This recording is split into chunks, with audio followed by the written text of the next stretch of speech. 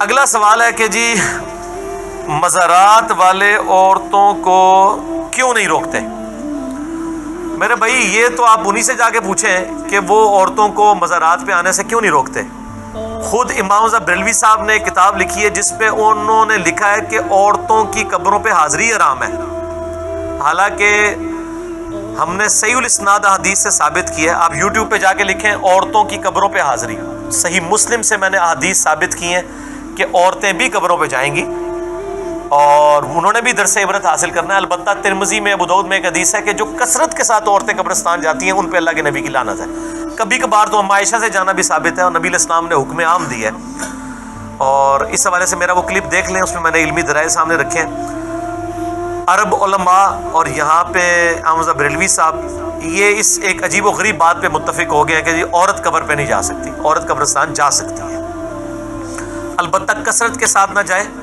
عورت جنازہ بھی پڑھ سکتی ہے، صحیح مسلم میں کہ عائشہ رضی اللہ تعالیٰ عنہا نے ایک باقاعدہ صحابی کا جنازہ پڑھنے کے لیے صحابہ کو کہا کہ اس کی میت لا کے ادھر رکھو میرے حجرے کے سامنے، میں نے اس کا جنازہ پڑھنا ہے۔ جنازہ بھی پڑھ سکتی ہے، عورت نماز کے لیے بھی مسجد میں جا سکتی ہے اگر وہ شرعی حدود سارا اس کا خیال رکھا جائے۔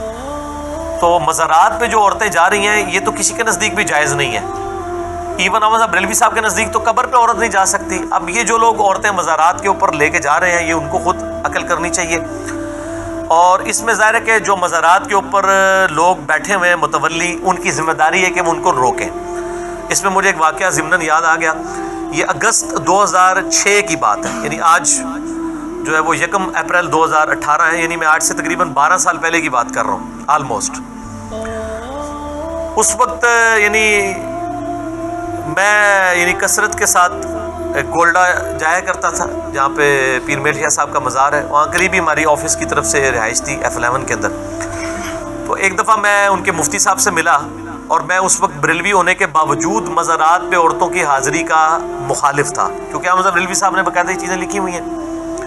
تو میں نے مفتی صاحب سے ریکویسٹ کی کہ یہ جو مزارات پہ عورتیں آ کے بالکل اوپر چڑھی ہوئی ہیں، مرد و عورت کا اختلاط ہے، اس کو آپ روکیں۔ تو انہوں نے کہا کہ جی ہماری تو ذمہ داری ہے، ہم نے دیکھیں بینر لکھ کے لگا دیا کہ عورتیں نہ مزاروں کے اوپر آئیں، ہم اس کے زیادہ کیا کر سکتے ہیں۔ تو میں نے ان کو پھر ایک کاؤنٹر کوسچن کیا، ایک بریلوی بن کے، بریلوی ہوتے ہوئے کوسچن کیا کہ مجھے یہ بتائیے کہ اگر یہاں پہ کوئی عورت آ کے اس صاحب مزار کو برا بھلا کہنا شروع کر دے اسی مزار پہ کھڑے ہو کے، تو آپ اسے روکیں گے؟ انہوں نے کہا ہم روکیں گے۔ میں نے کہا نہیں، آپ لکھ کے لگا دیں کہ یہاں پہ صاحب مزار بزرگ کو گالیاں دینا منع ہے، اگر کوئی آ کے دیتا ہے برا بھلا کہتا ہے تو آپ کی کوئی ذمہ داری نہیں، آپ ذمہ داری سے سبکدوش ہیں۔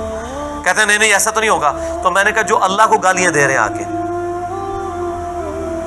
شرک کرنے والا اللہ کو گالی دیتا ہے۔ سورہ مریم میں آیا کہ جو لوگ اللہ کے لیے بیٹا تجویز کرتے ہیں وہ اللہ کو اتنی بڑی گالی دیتے ہیں کہ قریب ہے کہ آسمان پھٹ پڑے، پہاڑ ریزہ ریزہ ہو جائے، زمین شک ہو جائے، ان دعوا للرحمن ولدا، کہ انہوں نے رحمان کے لیے بیٹا تجویز کیا۔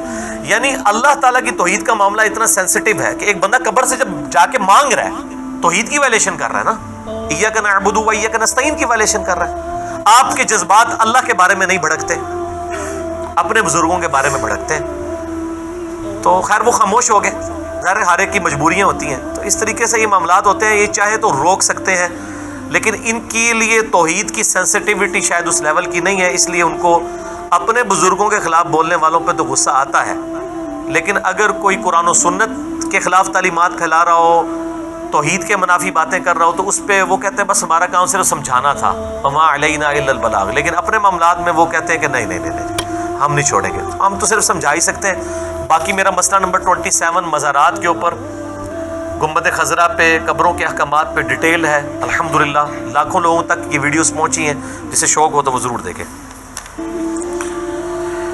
قبروں پر مزار والے کہتے ہیں کہ فوق منع ہے، فوق منع نہیں، الا منع ہے۔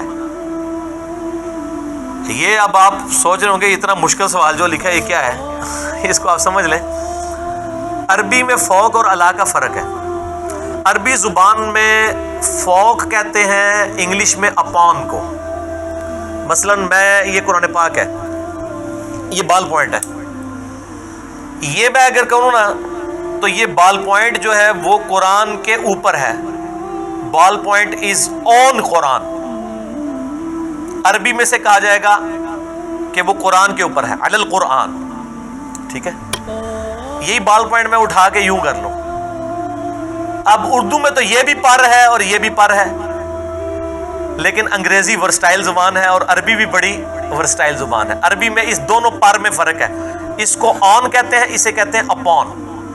Pain is upon the book, اور یہ ہے پین از آن دا بک. اس طریقے سے وہ ہوگا کہ وہ جو قلم ہے وہ علی القرآن ہے اور یہ ہے فوق القرآن. تو وہ کہتے ہیں جو صحیح مسلم میں حدیث ہے نا کہ قبروں پر عمارتیں مت بناؤ, تو اس سے مراد یہ ہے کہ قبر کے ایگزیکٹ اوپر نہیں عمارت ہونی چاہیے. یعنی یہ ایگزیکٹ قبر کے اوپر عمارت نہ ہو, بلکہ یہ والی جو عمارت ہے فوق والی, اپان والی, وہ کہتے ہیں یہ بالکل ٹھیک ہے. گنبد اپان ہوتا ہے, فوق ہوتا ہے, الا نہیں ہوتا. اچھا اب یہ ٹیکنیکلی تو بات ٹھیک ہے, لیکن نبی علیہ السلام جب یہ باتیں کر رہے تھے سننے والوں کے دماغ میں اتنی باریکیاں نہیں تھی.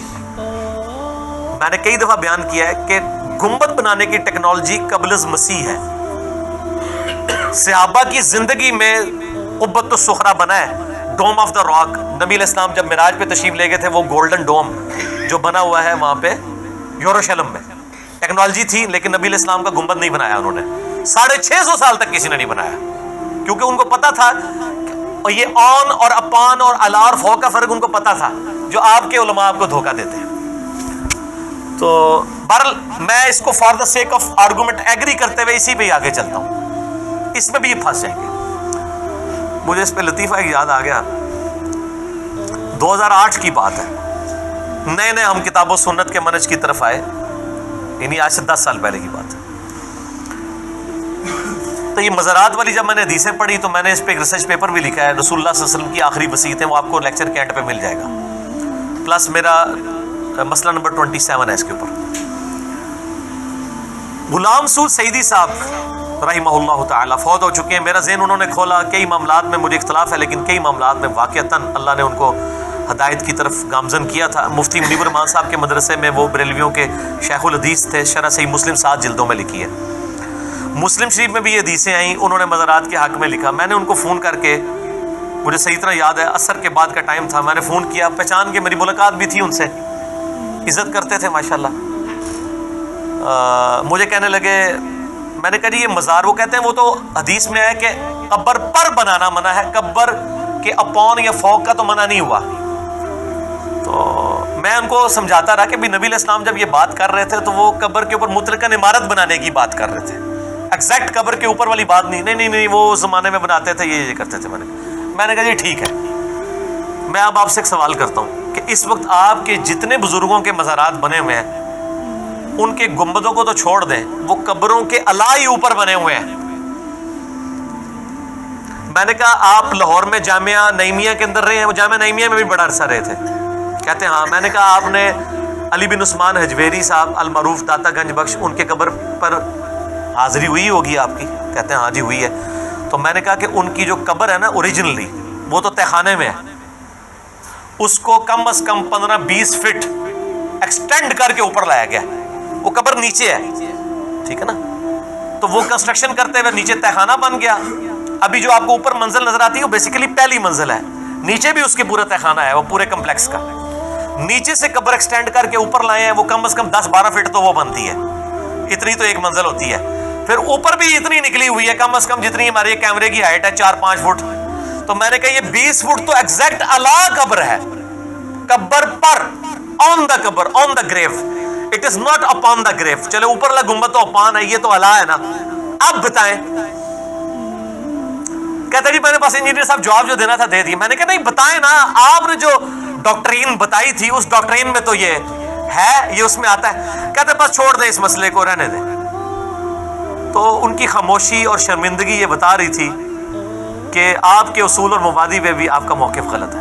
اب آپ سارے مزارات لے لیں, آپ گنبدوں کو نہ ڈسکس کریں, پہلوان کو ان کے زور پر گرائیں, جو وہ چیزیں خود مانے ہوئے ہیں نا وہی ان کو بتائیں کہ ہاں جی آپ اس کی تعویل یہ کرتے ہو کہ قبر کے اوپر عمارت بنانا غلط ہے. آپ کے سارے یہ مزارات جو ہیں یہ ایگزیکٹ قبر کے اوپر 5-5, 6-6 فٹ بنے ہوئے ہیں. شہاب الدین سہروردی, ان کا جو باولک ملتانی صاحب کا مزار ہے ملتان میں, وہ آپ دیکھ لیں کتنی ہائٹ ہے. شہباز سخی شہباز کلندر مزار بھی چلے جائیں، وہ بھی آپ دیکھیں قبر کے اوپر کتنی ہائٹ ہے. یہ وہ ہائٹ ہے جس کو بریلوی مسلم شریف کی حدیث کے تحت خود غلط سمجھتے ہیں. گنبد کو تو چھوڑ دیں، یہ اللہ کو تو برابر کرائیں. اور دوسری طرف احمد رضا بریلوی صاحب نے وصیت کی تھی کہ میری قبر ایک بالش سے اوپر نہیں ہونی چاہیے. احمد رضا بریلوی صاحب کا مزار اوپر تو بنا ہوا ہے لیکن نیچے قبر اتنی ہے اور کچی ہے، پکی بھی نہیں ہے.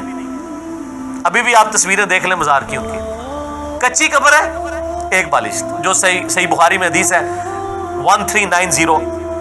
سفیان تمار رحمہ اللہ تعالیٰ کہتے ہیں کہ میں نے نبی علیہ السلام کی قبر دیکھی ہے، تابعین میں سے ہے وہ، اور وہ کہتے ہیں وہ اونٹ کی کوہان جتنی اونچی ہے. اونٹ کی کوہان جو ہے ایک بالش 9 انچ 10 انچ یا 1 فٹ تک آپ کہہ لیں. باقی مسئلہ نمبر 27 دیکھ لیں، آپ کو انشاءاللہ تعالیٰ اس حوالے سے کلیریفیکیشن ہو جائے گی.